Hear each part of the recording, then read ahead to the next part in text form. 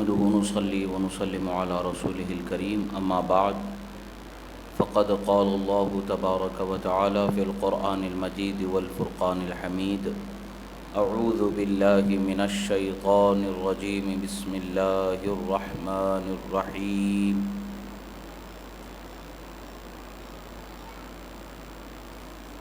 يا أيها الذين آمنوا كتب عليكم الصيام كما كتب على الذين من قبلكم لعلكم تتقون صدق الله مولانا العظيم وصدق رسوله النبي الأمين الكريم ونحن على ذلك لمن الشاهدين والشاكرين والحمد لله رب العالمين۔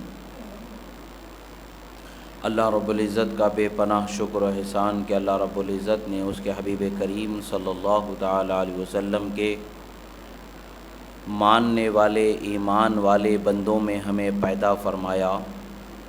رب ذوالجلال کا بے پناہ کرم و احسان کہ اس نے ہمیں اس کی وحدانیت کا اقرار کرنے والا اور اس کے پیغمبروں پر ایمان رکھنے والا، اس کے نازل کردہ کتابوں پر ایمان لانے والا اور قرآن پر عمل کرنے والا مسلمان ہمیں اللہ نے بنایا۔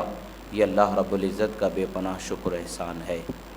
پیدا ہونے میں کسی کا بس و اختیار نہیں، کوئی پیدا ہونے سے پہلے اپنی خواہش و مرضی سے پیدا نہیں ہوتا، وہ اللہ ہی کی مرضی ہے، وہ اللہ ہی کا فیصلہ ہے، وہ اللہ ہی کی قدرت ہے، جسے چاہے جس طرح پیدا فرما دے۔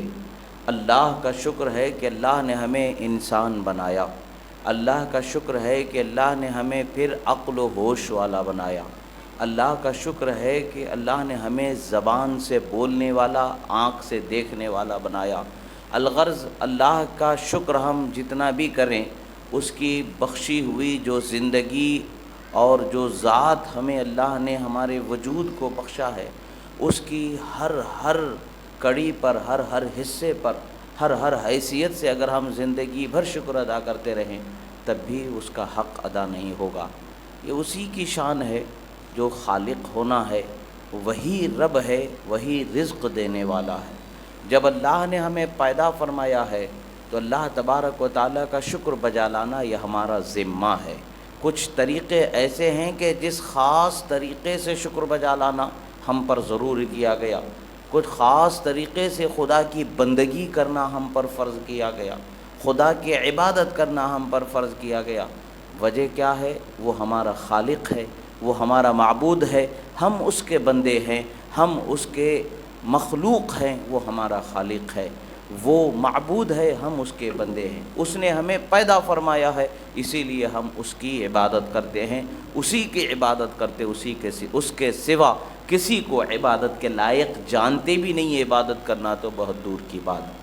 اللہ کا شکر ہے کہ اللہ نے ہمیں یہ ساری نعمتیں بخشی ہیں، اور نعمتوں میں اللہ تبارک و تعالیٰ نے ہمیں جن عبادتوں کو فرض فرمایا ہے، وہ عبادتیں ہمارے ایسے ہی رائگاں جاتی ہیں، ضائع ہوتی ہیں، بیکار ہوتی ہیں، ایسا نہیں ہے، بلکہ ہر عبادت کے بدلے میں اللہ تبارک و تعالیٰ نے ہمارے لیے اس کا ثواب مقرر فرمایا ہے، اس کی جزا مقرر فرمائی۔ اللہ تبارک و تعالیٰ نے دو عالم رکھے ہیں ہمارے لیے، ایک عالم دنیا ہے اور ایک عالم آخرت ہے۔ اس کے بعد والی زندگی بھی ہمارے سامنے ہے۔ ہاں، اس زندگی کی کامیابی کو اللہ تعالیٰ نے، آخرت کی زندگی کو کامیابی کو اللہ تعالیٰ نے، آخرت کی زندگی کی کامیابی کو رب ذوالجلال نے دنیا میں اس کی اطاعت و فرما برداری پر موقوف رکھا۔ جو بندہ اس کی معرفت اور اس کے احکام پر عمل کرنے والا، اس کا مطیع و فرما بردار بندہ ہوگا، وہ آخرت میں کامیاب بندہ ہوگا۔ اور اگر دنیا میں ہم نے اس کی اطاعت و فرما برداری نہیں کی تو دنیا سے ہمیں کوئی فائدہ نہیں ہوگا۔ ہم سمجھتے ہیں کہ ہم نے چند سال مزید زندگی گزار لی ہے، 10 سال اور زندگی کے مل گئے، 10 سال اور ہماری زندگی کے کمانے کھانے کے مل گئے، یہ ہمیں کوئی فائدہ پہنچانے والا حقیقت میں مرحلہ نہیں ہے۔ بس ہم نے اپنے جسم کو اور پالا ہے تاکہ اس کا جو حق ادا نہیں کیا ہے، تو اس پالنے کا مقصد کیا ہو گیا؟ پھر قیامت میں جب اللہ فیصلہ کرے گا، جتنا زیادہ وقت ہمارا دنیا میں گزرا ہے اتنا زیادہ ہمیں دنیا کی زندگی کا جواب دینا ہے، اتنا زیادہ ہماری زندگی سے متعلق سوال و جواب ہوں گے، حساب و کتاب ہوگا، ہم کتنا اس کا جواب دیں گے، کس قدر ہمارے پاس طاقت ہوگی۔ یہ حقیقت ہے کہ نہ ہمارے پاس طاقت ہے، نہ ہماری کوئی حیثیت ہے کہ رب تعالیٰ کی بارگاہ میں ہم صحیح معنوں میں اس کے سوال کا جواب دے سکیں۔ ہاں وہ کریم ہے، ہمارے چھوٹے عمل کو قبول کر لیتا ہے، ہماری چھوٹی چھوٹی عبادتوں کو وہ قبول کر لیتا ہے، پسند کر لیتا ہے۔ ان چھوٹی چھوٹی عبادتوں کے بدلے میں اللہ تبارک و تعالی ہمارے بڑے بڑے گناہوں کو معاف فرما دیتا ہے۔ وہ کریم ہے، رؤوف ہے، رحیم ہے، اس نے ہم پر کرم فرمانا ہے، وہ ضرور کرم فرمائے گا، مگر اس کا یہ مطلب نہیں ہے کہ ہم اپنا فرض ادا کرنے سے کوتاہی کریں، ہم اس کے عبادت کرنے سے غافل ہو جائیں۔ اللہ تبارک و تعالیٰ نے بندے پر چند چیزوں کو فرض فرمایا گیا ہے۔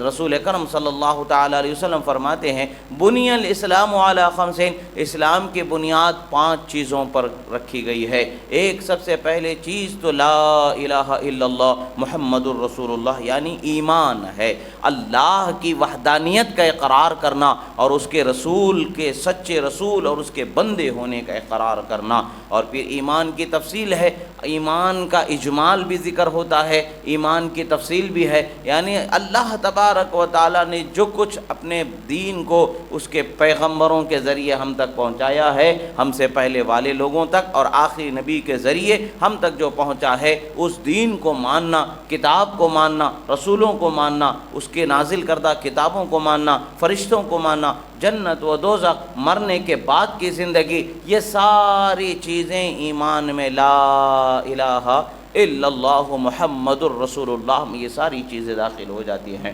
اب اس کے بعد یہ سب سے پہلا مرحلہ تھا ہمارا، اب اس مرحلے کے بعد ہمارے لیے 4 اور چیزیں ہیں۔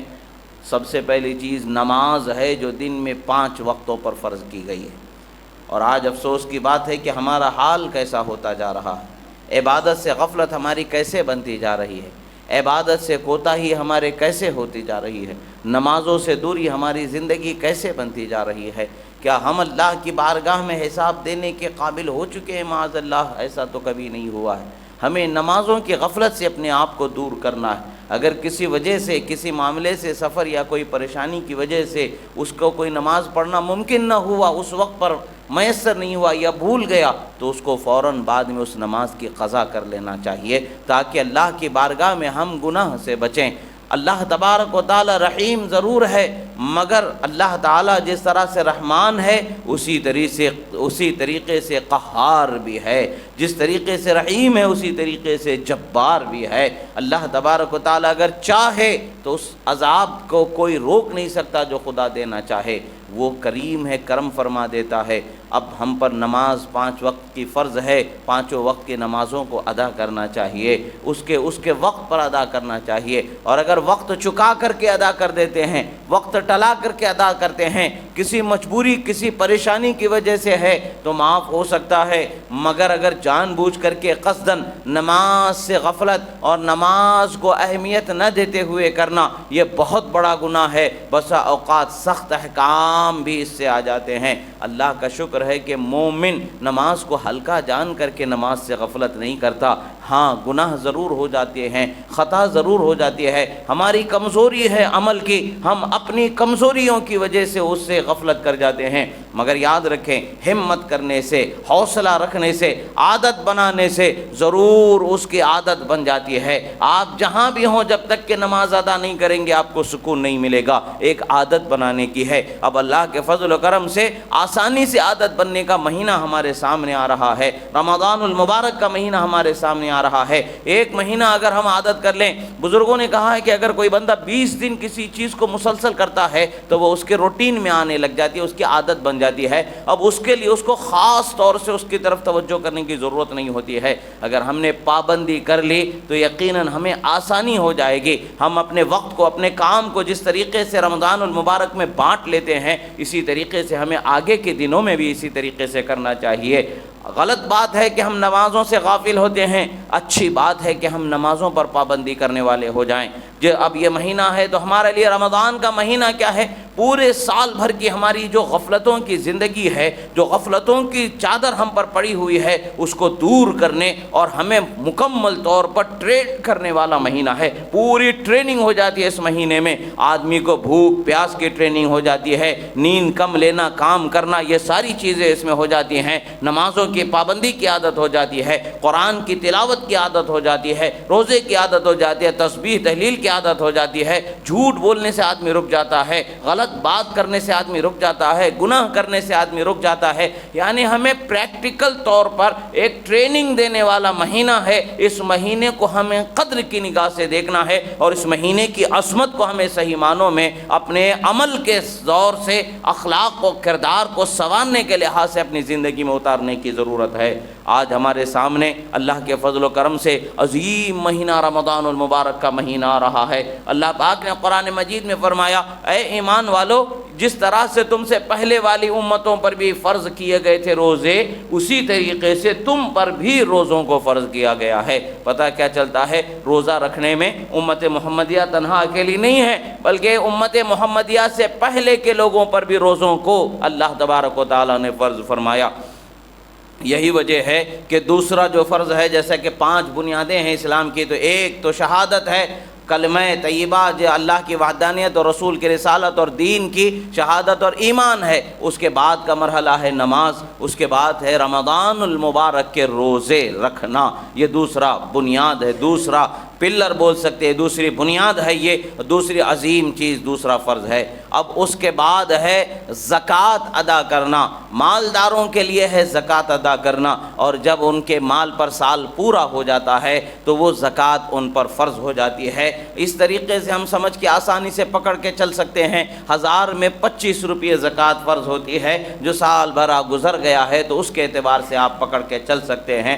آسان ہے اس کو یاد رکھنا، اس طریقے سے اپنے مال کا حساب لگا کر کے زکوٰۃ ادا کر دینا ہے۔ بالخصوص رمضان المبارک میں خیال رکھا جاتا ہے، اس لیے کہ رمضان کی ہر نیکی بہت زیادہ بڑھ کر کے 27 گنا بڑھ کر کے ہمیں ثواب پہنچانے والی نیکی ہو جاتی ہے، بہت زیادہ ہمیں ثواب مل جاتا ہے۔ بعض روایتوں میں اس سے بھی زیادہ کی تعداد ملتی ہے، یعنی بہت زیادہ کر کے اللہ تبارک و تعالی ہمیں ثواب عطا فرماتا ہے۔ یہی وجہ ہے کہ لوگ زیادہ تر رمضان سے رمضان یاد بھی رہتا ہے، اس لحاظ سے لوگ رمضان کے مہینے میں زکوٰۃ ادا کرنے کی کوشش کرتے ہیں۔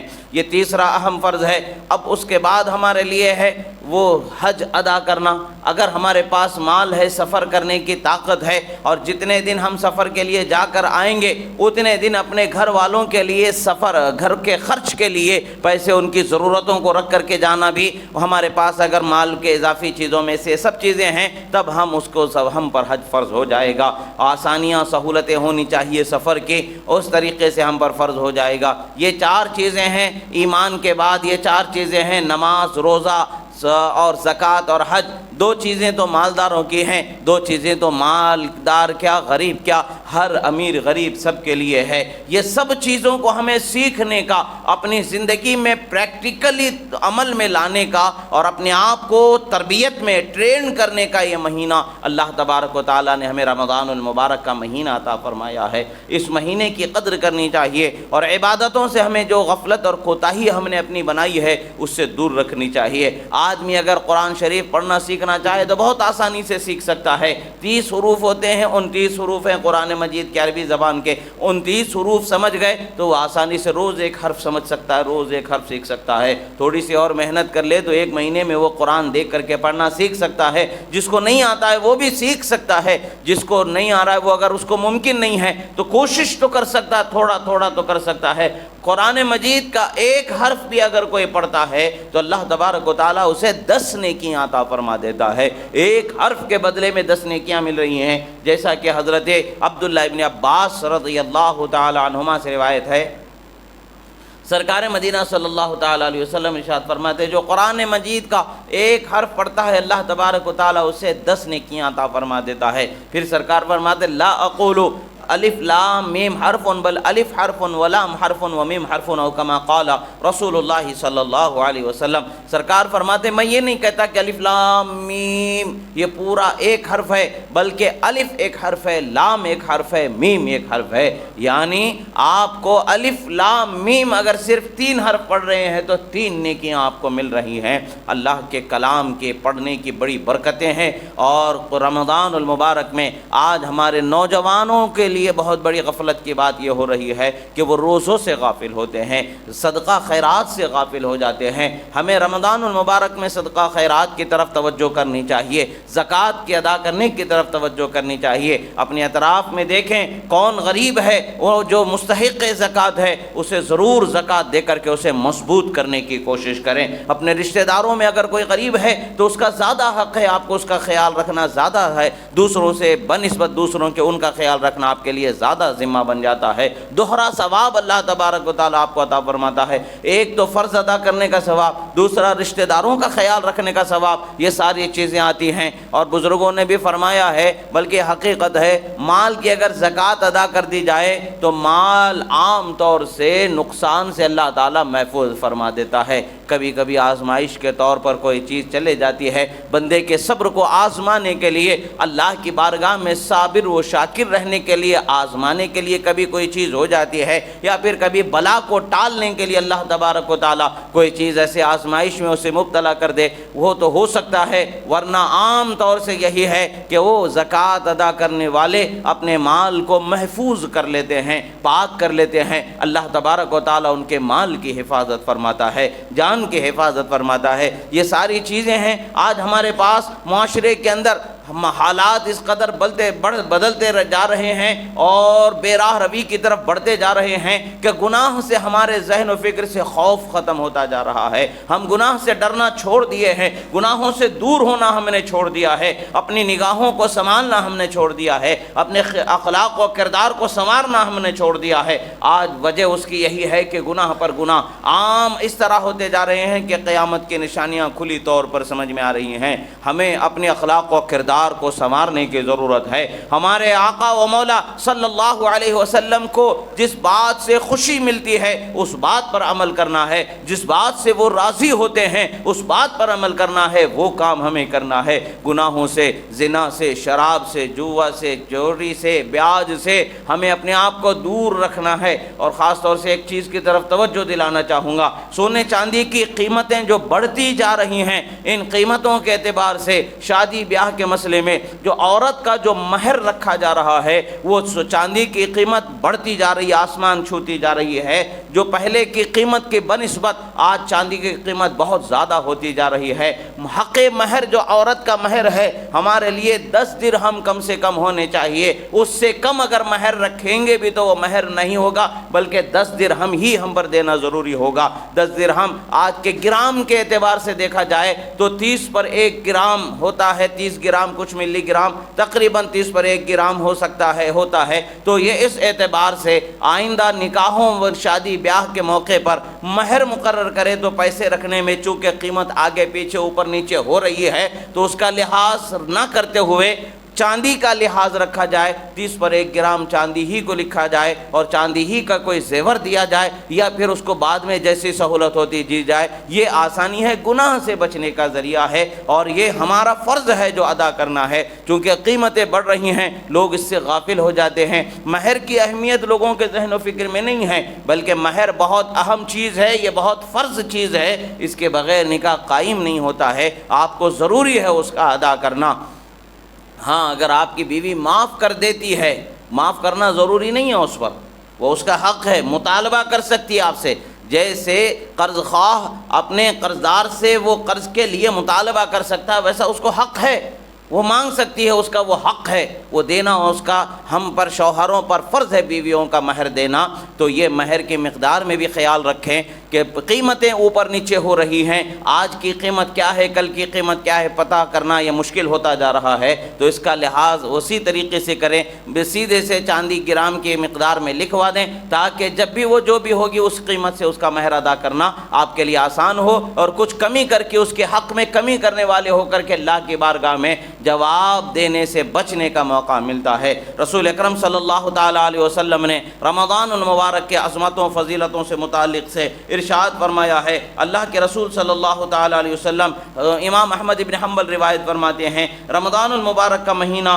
کیسے عظمت والا مہینہ ہے۔ اللہ کے رسول صلی اللہ علیہ وسلم فرماتے ہیں حضرت ابراہیم علیہ السلام پر جو صحیفے اتارے گئے وہ بھی رمضان المبارک کی پہلی رات میں اتارے گئے۔ اسی طریقے سے حضرت عیسیٰ علیہ نبینا علیہ السلام پر جو انجیل اتاری گئی وہ بھی رمضان المبارک میں اتاری گئی۔ تورات جو حضرت موسیٰ علیہ السلام پر اتاری گئی کتاب وہ بھی رمضان المبارک میں اتاری گئی۔ اسی طرح سے قرآن مجید جو اتاری گئی وہ بھی رمضان المبارک میں اتاری گئی۔ یعنی رمضان المبارک کے مہینے کو اللہ تبارک و تعالیٰ اپنے نبیوں پر اپنے کلام کو اتارنے کے لیے پسند فرمایا۔ اسی لیے اللہ تبارک و تعالیٰ نے قرآن مجید میں فرمایا شہر رمضان الذی انزل فیہ القرآن، فرمایا رمضان کا وہ عظیم مہینہ ہے کہ جس میں قرآن کو اتارا گیا۔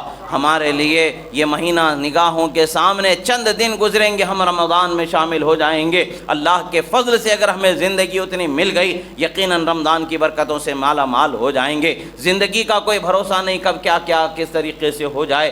رمضان مل جائے یہ دعا شعبان کے مہینے میں ہمیں کرتے رہنا چاہیے۔ رجب کے مہینے ہی سے سرکار نے دعا کرنا شروع فرما دیا تھا اور طریقہ ہمیں بتا دیا۔ سرکار دعا فرمایا کرتے تھے اللہم بارک لنا فی رجب و شعبان وبلغنا رمضان، یہ فرمایا کرتے تھے اے اللہ ہمارے لیے رجب کے مہینے میں برکت عطا فرما، شعبان کے مہینے میں برکت عطا فرما اور ہمیں رمضان کا مہینہ نصیب فرما۔ رمضان کے مہینہ کی ہمیں زندگی عطا فرما۔ رمضان کے مہینے کی زندگی کا اگر ہمیں صحیح معنوں میں علم و ادراک ہو جائے، اللہ کے رسول صلی اللہ علیہ وسلم ارشاد فرماتے ہیں اگر تمہیں معلوم ہو جاتا رمضان المبارک میں کس طریقے سے انوار و برکات کا نزول ہوتا ہے اور کیسے رحمتیں ملتی ہیں روزے داروں کے لیے، تو تم تمنا کرتے کہ صرف ایک مہینہ نہیں بلکہ پورا سال رمضان بنا دیا جاتا۔ یہ تمنا کی جاتی۔ ہماری نگاہیں وہ دیکھنے سے عاجز ہیں جو اللہ تبارک و تعالی انوار، اکرام اور تجلیات کا روزے داروں پر نزول فرماتا ہے۔ بس اللہ کے رسول نے ہمیں بتایا ہے اور اللہ کے کلام میں ہم پر اس چیز کو لازم کیا گیا ہے تو ہم اس پر عمل کرتے ہیں اور ہمارا ایمان ہے کہ ہمارے تصور سے زیادہ اللہ تبارک و تعالی ہم پر نوازشوں کا، احسان کا، کرم کا ایسا سایہ دراز فرمائے گا کہ دنیا میں بھی ہم کامیاب ہوں گے، یقیناً انشاءاللہ آخرت میں بھی کامیاب ہوں گے۔ کب ہم اللہ کے اطاعت و فرما برداری کرنے والے ہو جائیں گے۔ اگر ہم گناہ گاری کی زندگی کو بناتے چلیں اور گناہوں کی طرف اپنے آپ کو بڑھاتے چلیں تو پھر معلوم نہیں کہ موقع ملے گا کہ بھی نہیں ملے گا توبہ کے لیے۔ ابھی جو وقت ہے اسے غنیمت جانیں، اپنے اخلاق و کردار میں جو کمیاں ہیں اسے سنوارنے سدھارنے کی طرف توجہ کریں۔ اپنی بری عادتیں اگر ہیں تو ان عادتوں کو چھوڑنے کی ہمت اور چھوڑنے کے طریقے پر عمل کرنا شروع کر دیں تاکہ رمضان المبارک کی صحیح برکتوں سے روزہ رکھ کر کے ہمیں مالا مال ہونے کا موقع مل جائے۔ اللہ رب العزت کی بارگاہ میں دعا ہے جو کہا گیا سنا گیا،